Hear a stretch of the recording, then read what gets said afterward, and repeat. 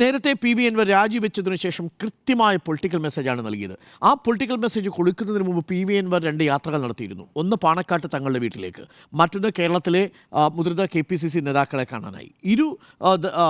കൂടിക്കാഴ്ചകളിലും ഈ കാര്യങ്ങളൊക്കെ ചർച്ചാ വിഷയമായിട്ടുണ്ട്. പക്ഷേ അന്ന് നിലവിൽ UDF-ലേക്ക് എടുക്കുന്നത് സംബന്ധിച്ചൊരു തീരുമാനമെടുക്കാൻ രാഷ്ട്രീയകാര്യ സമിതിക്ക് പോലും ഇപ്പോൾ കഴിയില്ല എന്ന തീരുമാനം പി വി അൻവറിനെ അറിയിച്ചിട്ടുണ്ട്. അതുകൊണ്ടാണ് കഴിഞ്ഞ രാഷ്ട്രീയകാര്യ സമിതിയിൽ പി വി അൻവറിൻ്റെ കടന്നുവരവിനെ സ്വാഗതം ചെയ്യാതിരുന്നതും. എന്നാൽ ഒരു വാതിൽ തുറന്നിട്ട് കൊടുത്തു.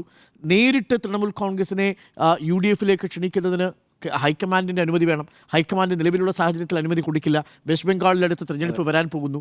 അതൊരു പ്രധാനപ്പെട്ട വിഷയമാണ്. അവിടെ മമതാ ബാനർജി രാഹുൽ ഗാന്ധിയുമായിട്ട് ഇണഞ്ഞു നിൽക്കുന്നു. അതുകൊണ്ട് അതിനൊരു ഹൈക്കമാൻഡ് പെർമിഷൻ വേണം. എന്നാൽ UDF-മായി ബന്ധപ്പെട്ട് സഹകരിപ്പിക്കാം എന്ന ഒരു ഉറപ്പ് കൊടുത്തിരുന്നു.